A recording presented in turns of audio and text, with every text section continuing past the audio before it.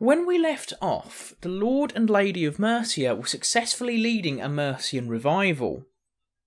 Yet, as Æthelflæd's health steadily declined, it brought new difficulties for the oldest of Alfred's children. Æthelflæd now faced a future of ruling in her husband's stead, a woman in what was truly a man's world.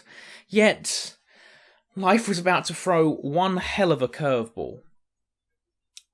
Yes, this is a continuation of the story of Æthelflæd, the Lady of Mercia.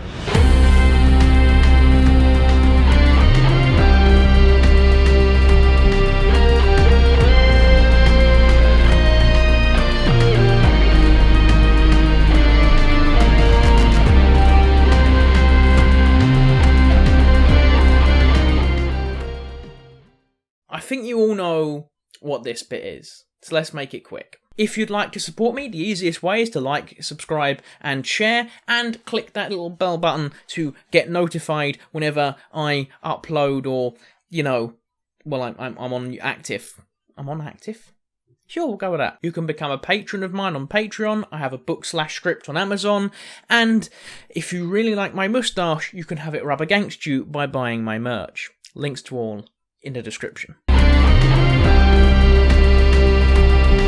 Æthelred's failing health meant that Æthelflæd had to travel to Chester alone, according to Irish sources. She would go on to rebuild and fortify the old Roman town. Now, Æthelflæd did this in preparation of any large-scale incursions from the Danelaw, or perhaps to the west from beyond the Irish Sea. Around 902 CE, the Vikingar Sea King of Dublin, Imangundr, had been ousted from power.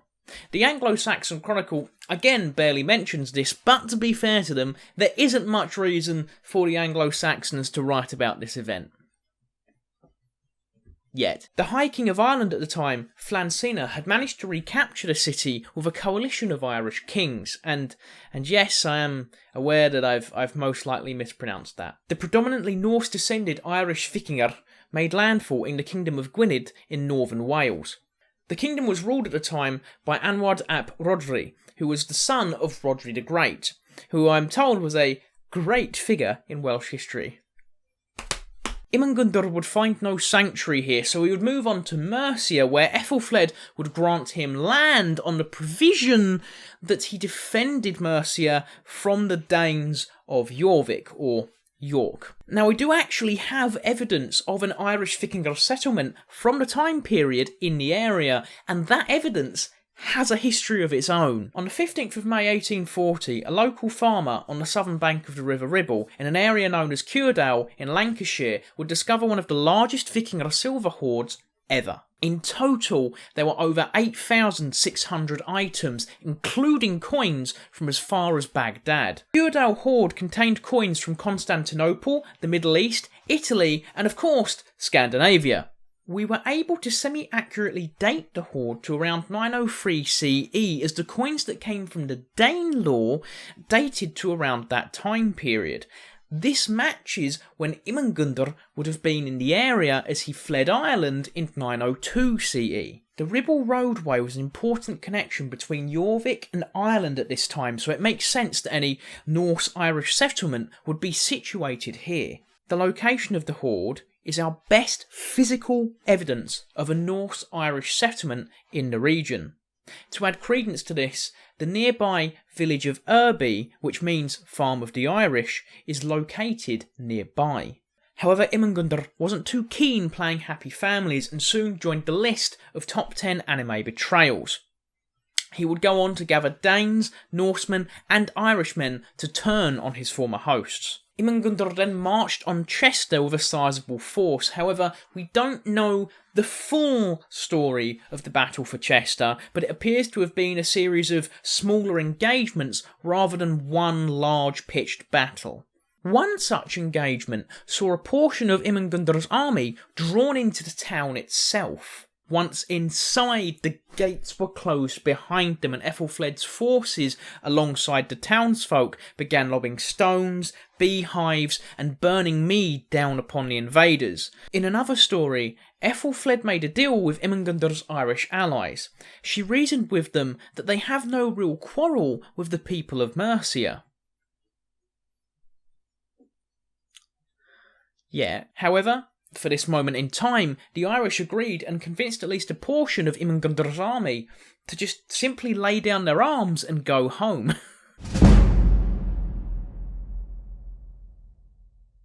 Now, there is the possibility that there was a battle at Chester, but we can't be entirely sure.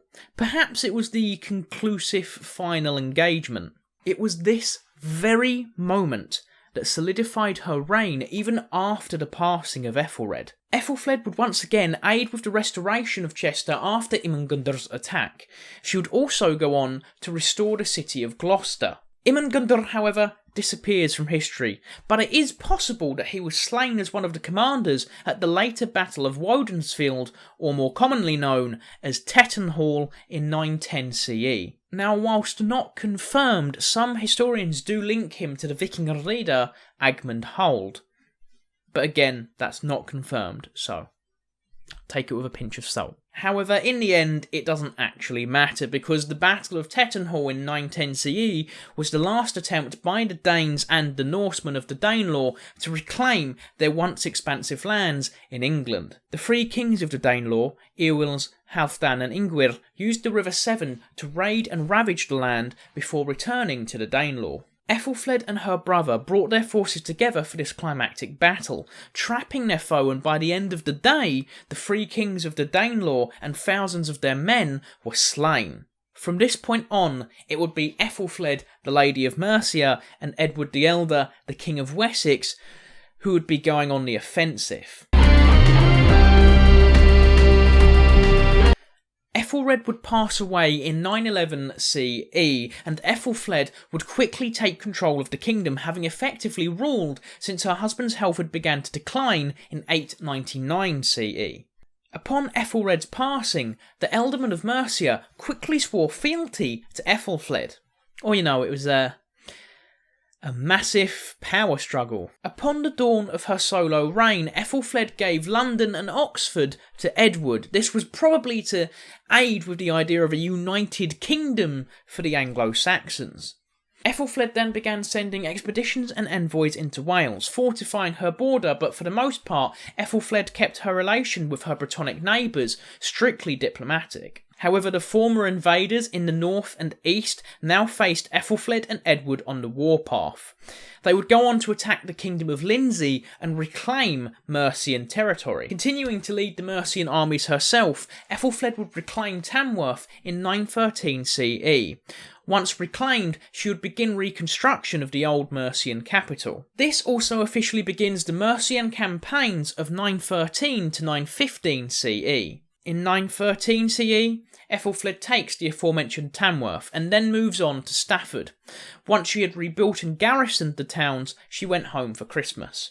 In 914 CE, Æthelflæd refortifies an old Iron Age fort in Edisbury, a strategic location. Later on in the year, Æthelflæd pushes her way down to Warwick, where she builds a huge fortification. These fortifications would go on to mark the town to this very day, and after achieving this, Æthelflæd would simply return to Worcester and settle down for Christmas. In 915 CE, Æthelflæd pushes into Wales, building a burh in Cherbury. She also builds a burh at Weirdburh or Watchburh. However, at this current time, no one's actually been able to locate the fortification. There is, however, the possibility that Weirdburh is Coast Castle, according to historian Michael Wood. At the time, the burh would have been a substantial settlement on the Welsh border, and most historians agree that she built this burh in order to protect the local Anglo-Saxon sheep. Finally, she built a burh at Runcorn, where the Mersey estuary closes in. She would do all of this with her closest military leaders to hand, and she referred to these men as her friends. Under her rule, Mercia had grown its borders as far as the Mersey and the River Trent. In 917 CE, the fall of Derby led to the 5 boroughs of the Danelaw finally being overthrown, and even more Mercian expansion. 4 of Æthelflæd's thanes would be unalived at the battle for Derby, and this is said to have had a profound impact on the warrior queen. It seems the lives of her men were precious to her, especially her military commanders, whom she would have been around all the time, and, as I said earlier, she referred to as her friends. Even with this heavy toll, Æthelflæd had achieved a victory at Derby that everyone had thought impossible. And with it came the very height of Mercian expansion under Æthelflæd.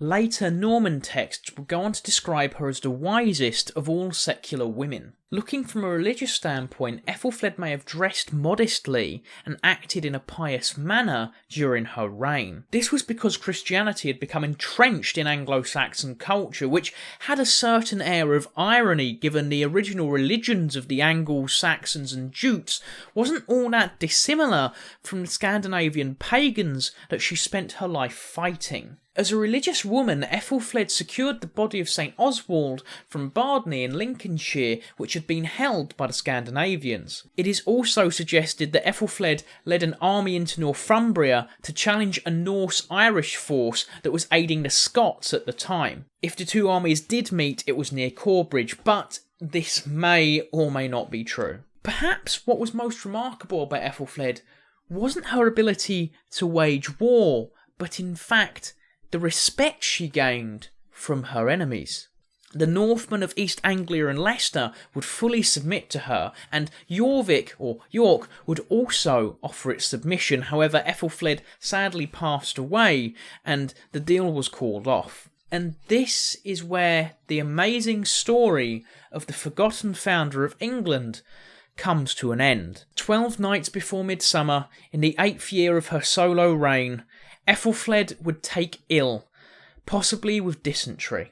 She would be taken to Tamworth and passed away on the 12th of June 918 CE.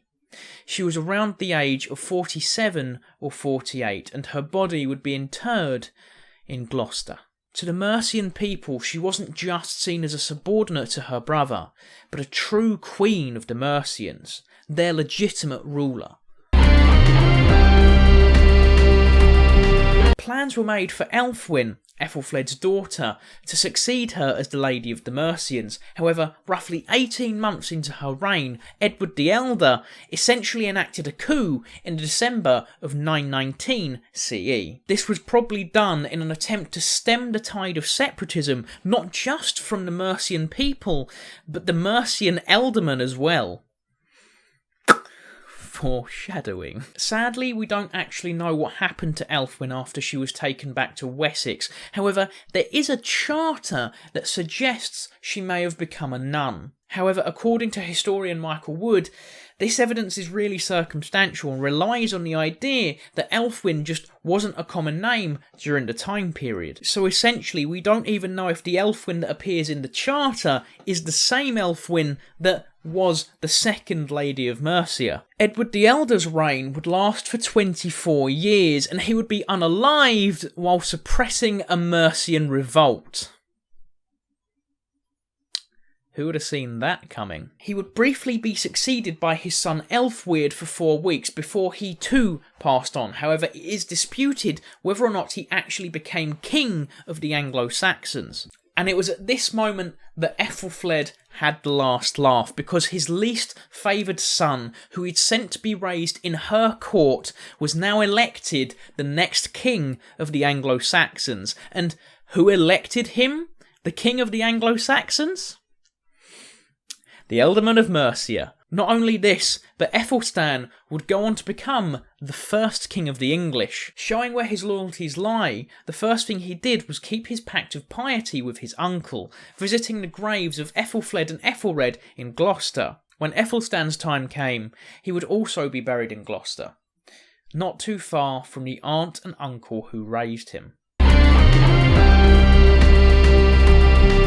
Now, Æthelflæd obviously had a huge impact on the Anglo-Saxon people and arguably changed the course of history using the foundations laid out for her by her father. So there wouldn't be another female ruler in England until Matilda in 1141, but she would only have brief control of the country in a similar fashion to Lady Jane Grey. Mary I Tudor and Elizabeth I Tudor would be the two queens worth mentioning, and let's be real, Henry VIII went through 6 wives trying to avoid that exact scenario. Æthelflæd reigned as Lady of Mercia for 32 years, ruling alone for the final 8 of those years. In fact, the 12th century historian Henry of Huntingdon declared Æthelflæd to be so powerful that in praise and exaltation of her wonderful gifts, some call her not only lady, but even king. He would go on to praise her as worthy of a man's name and more illustrious than Kaiser. Ironically, even though they themselves would never have a queen